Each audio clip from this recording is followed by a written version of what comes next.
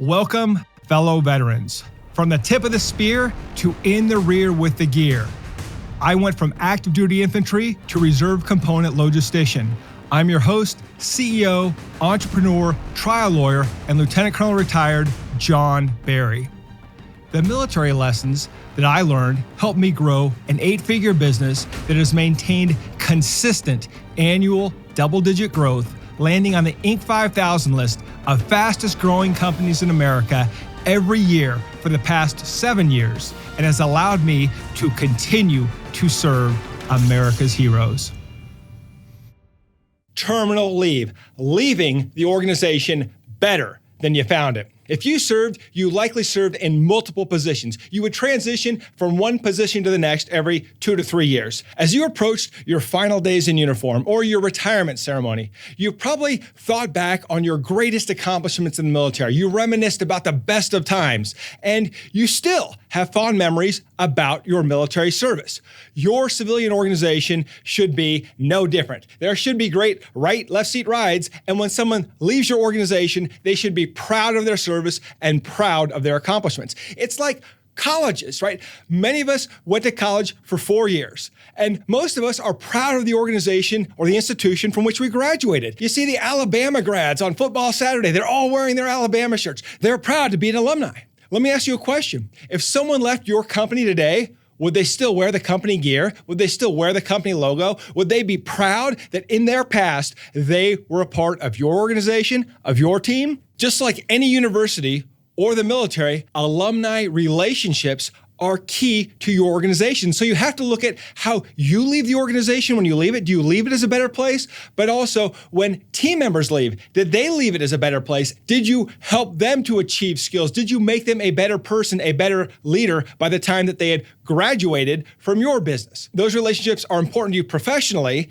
and they're also important to your organization because as people leave, they will talk, and they will talk about the experience they had. And your former team members can be your best recruiting team members because they can go out and spread the word of the great experience and great opportunity they had. Similarly, if they didn't have a great experience, they can bash you, which can thwart your recruiting efforts. It's also important to keep in mind that as team members leave your organization, they will maintain relationships with other team members. So we have to be intentional about nurturing relationships within our teams so that those relationships go beyond the employment relationships and spread into our futures. As the leader of your organization, your legacy is your leaders. And it's not just the leaders that stay, that you develop, it's the leaders that you develop that leave. And legacy is important to any organization. Legacy ensures longevity. One of my favorite recruiting commercials came from the Navy about 20 years ago. I saw it on the TV, and there's all these action photos of people jumping in boats and scuba diving. And the caption was, "Do you live the type of life that someone will want to write a book about?" When we reframe this question to fit your organization, the better question becomes when a leader leaves your organization for a bigger, better future and they write that book, that autobiography, are they going to mention your company? Are they going to mention you as a leader? Did you do something worth mentioning? Did you develop and help them in a way that they cannot forget you? That is the test of leadership. Will they remember the impact that you had on them? This is also why leaving on bad terms can be a horrible thing. Whether someone leaves your organization on bad terms or you leave an organization on bad terms. So there's a few reasons for that. First of all, if you leave on bad terms and you badmouth that company, people aren't really paying attention to what you're saying. They're viewing you and your reactions and your emotions, and they're probably going to see you as a negative person. So it doesn't always have the effect that you want it to have. Similarly, if you have a team member leave your team and you're saying bad things about them publicly, that makes you look like a bad leader. And it also makes it look like you're a sour, angry person. And so you have to cut out the negativity. Whether you leave the organization or someone leaves your organization, it is always best that that team member leaves on good terms. And there's another reason for that too. That team member dedicated their most important asset to you, their time. And they dedicated their time to you in exchange for money, and they were paid. But the service they provided your organization is invaluable. It is important that they are recognized and honored for their dedication to the team, for the time they spent, whether they were a superstar or whether they're mediocre. Regardless, you need to honor their commitment to the team. That should be part of your culture, that you recognize that people decided to be part of your team, and your obligation as the leader is to recognize that commitment. The other thing that happens when team members leave on bad terms is that they lose relationship capital or social capital with the former team members. And when a team member leaves on bad terms, that team member is an outcast. So if you leave an organization on negative terms, you're probably going to lose some relationships. Conversely, if you let a high-performing team member leave on bad terms, they may have the social capital to pull some team members with them. So it's important that if we don't get along, if there's reasons for the split, we have to act like professionals. We have to honor the team members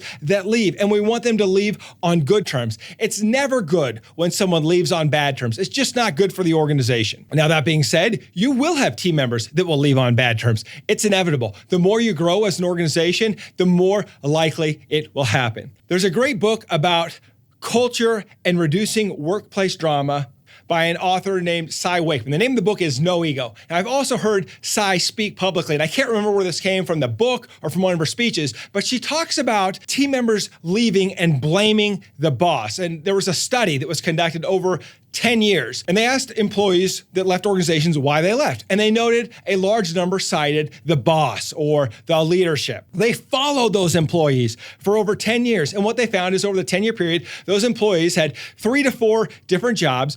And in all of those jobs, the reason why they left was because of the boss or the leadership. This is quite telling, right? If someone leaves because of the boss or leadership one time, that could be accurate. But if they are always leaving the team because it's the boss or the leadership's fault, then we probably have an accountability problem. It's like the friend that's been married 4 times and they're getting ready to get married for the 5th time and they're wondering if they have the right selection criteria for a partner. No, the problem is probably you. The common denominator is probably you. No matter how great your interview process, you will eventually end up with team members who have low accountability, and they will show you in their work. And when they show you who they are, believe them. Unfortunately, there isn't much you can do to help them or to fix them. They are going to leave the organization and probably going to leave the organization on bad terms. But that doesn't mean that you as a leader don't take the high road. You must always take the high road.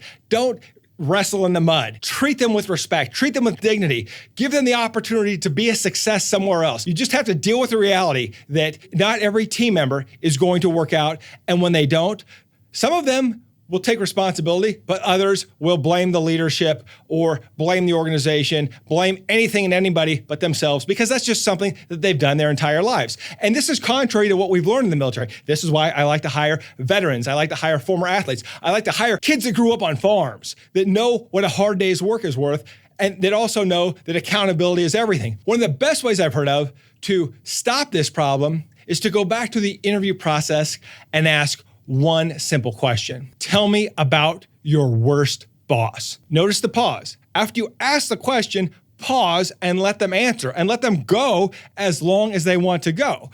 And from that answer, they will show you who they are. They will either slam all their bosses or slam one boss pretty hard. And if you see a pattern of slamming bosses, then you know that you're going to be the next boss that they're going to slam. Another technique that I learned from an HR professional was that when you ask for references, don't just call the references. Ask about other coworkers and get information to contact them. That was some of the best advice I got, and I know that some HR teams love to do that, and I've heard from some of my friends, some of my peers that say that has been invaluable. And I can think of one team member that I hired that he had glowing references from everybody. And I said, well, who else have you worked with in these organizations? And I got names. I contacted those individuals. They gave even better, even brighter glowing recommendations. And that's why I know I had to hire this individual immediately, because his references said good things about him, but the people that he didn't list as references said even better things about him. So I knew that this kid was a winner and I had to hire him. To recap,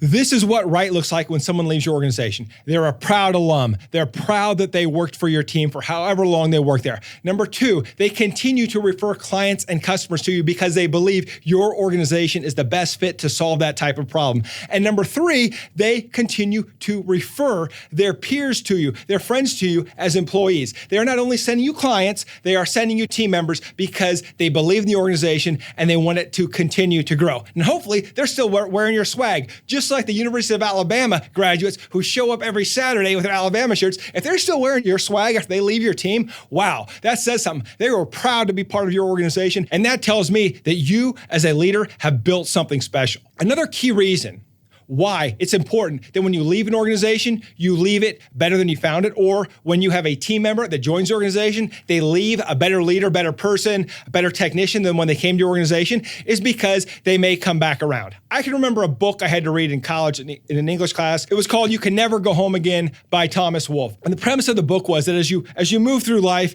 you can't come back to the same place. And it's almost like you never step in the same river twice. You change, places change, and you come back and nothing really comes back the same. But that doesn't mean someone can't come back to your organization. And if someone leaves on bad terms, yes, they should not come back to the organization. But if they leave on good terms and they develop new skills, then you should welcome them back, provided they're qualified and they're still a cultural fit. Now, if you have a team member that is disrespectful and leaves on bad terms, do not hire them again. They can't come home again, because if you let them come home, they will not respect you and they will not respect the team. But even worse, if you let them come back after that, your team won't respect you. They will see you as desperate. You're so desperate that you had to bring back the person that was disrespectful to you back onto the team. That just shows weakness as a leader. And that's the type of weakness that I would never want to follow. In my organization, whenever we get a new team member, we want to celebrate that. And when a senior team member or old team member leaves or moves on, we also want to celebrate that. Back in ancient Rome, when a general would come back from war, the general would be praised and would parade the soldiers through the streets with the spoils of war. And the citizens of Rome would line up and cheer and clap for the soldiers. So parades go way back. And when Caesar came back from one of his battles, he was about to cross the Rubicon River to go back to Rome. And as he approached, there was a messenger from the other side. And the messenger said, "I have orders from the Senate. You will not cross the bridge under arms. You will not have your triumphal procession. You must report to charges placed on you by the Senate." Caesar marched into Rome and took it. And history has told the rest of the story. Julius Caesar, the great general, became the emperor of Rome. Now, the lesson in all this was, do not fail to recognize your team. Caesar believed, as all generals did, that it was his religious right to have the triumphal procession, to be celebrated for his victories. And when he was denied that, he marched on Rome and he took it.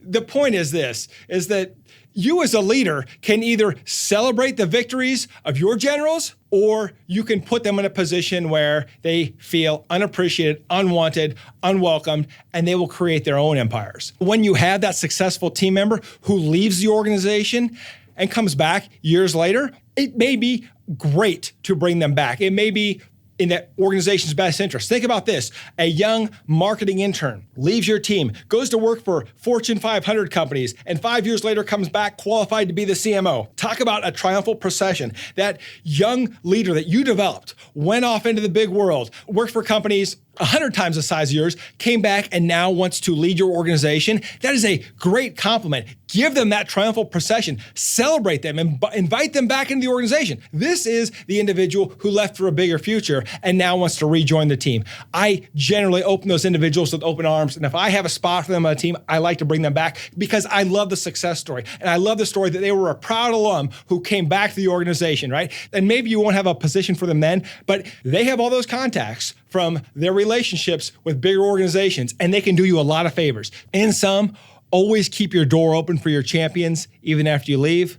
But if someone betrays you, shut that door forever and lock it. One of the things that I love to discuss the most on the Veteran-Led podcast is building that really strong culture that keeps the team together, and that even when team members leave, they want to come back. But there is a downside to building a really strong culture, which is nobody wants to leave ever, even when they can no longer do the job. And that's tough because as a leader, you have to have that difficult conversation about performance. That conversation becomes even more difficult when that team member has a lot of close allies and they get along so well that your team wants the underperformer to stay just because they like that underperformer so much. And so when you have a really strong culture, one of the toughest things you have to do as a leader is to let the team member who desperately wants to be a part of the team, who will do anything to be a part of the team, that they're no longer part of the team. And that is the difficult part of leadership. But if you've ever been in the Army school system, you know that you must have standards. And if an individual does not meet the standards, they don't graduate. Similarly, in the Army, right, we would say we never leave a fallen comrade. And that's true on the battlefield, but in garrison, we chapter people out. We administratively separate people. And that is the difficult thing about having a tight-knit culture, is that everyone wants to stay, but not everybody gets to stay. But that is when you know you have an elite organization. So when is it good to leave? When is it good for you as a team member to leave your organization? When is it good for both the organization and for the individual? Well, if a team member has a skill and they want to develop that skill and you can't give them the position that's going to allow them to develop that skill, it's time for them to go. And that is a good thing. That should be celebrated. Anytime a team member can get a bigger, better future at another organization, you need to celebrate that and encourage that team member to leave as much as it may hurt you. That is the selflessness of leadership, that you care enough about your team members that you will personally suffer to ensure that they get to the next level. And I've had that conversation where I've told a team member, it hurts to see you go. We've invested a ton of time and money in your training. I personally like and respect you. I've loved seeing you develop, but I can't provide you the opportunity that other company is offering you. And so I would be failing you as a leader if I didn't tell you to go. The second example of when it's good for a team member to leave is when they want to leave to start their own company. They could say, John, we're so inspired by what's happened in this organization.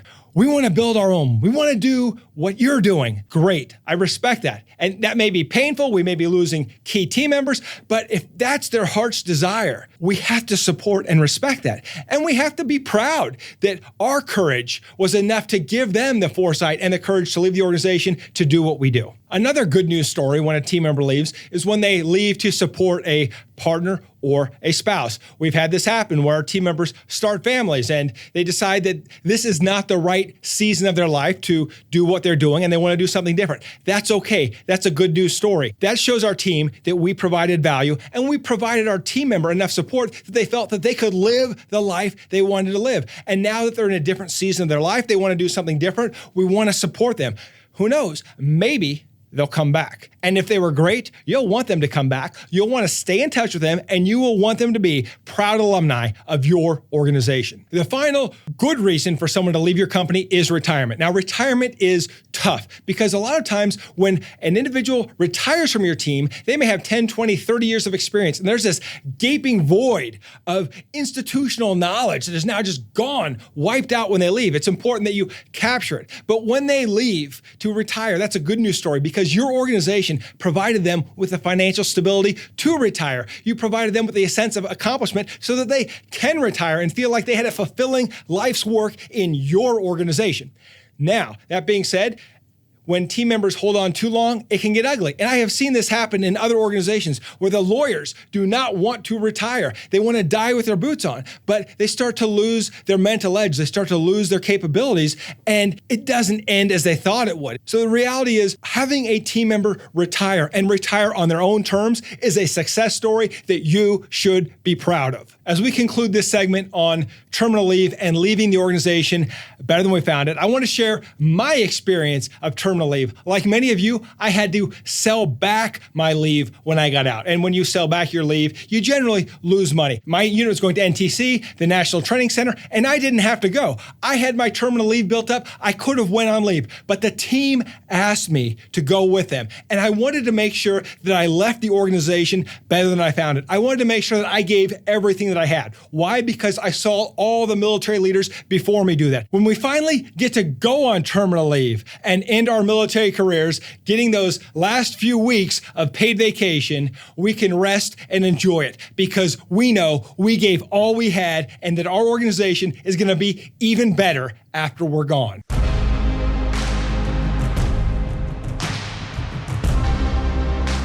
After action review for terminal leave, leaving the organization better than you found it. Number one, keep your alumni network strong. Number two, you can return and you can allow your great team members to return. Number three, some turnover is good. 3 down. never leave an organization on bad terms. And if you're the leader of an organization, don't let your team members leave on bad terms if you can help it. Number 2, if a team member leaves on bad terms and they are disrespectful to you or the organization when they depart, they can never come back. And number 3, when someone shows you who they are, believe them.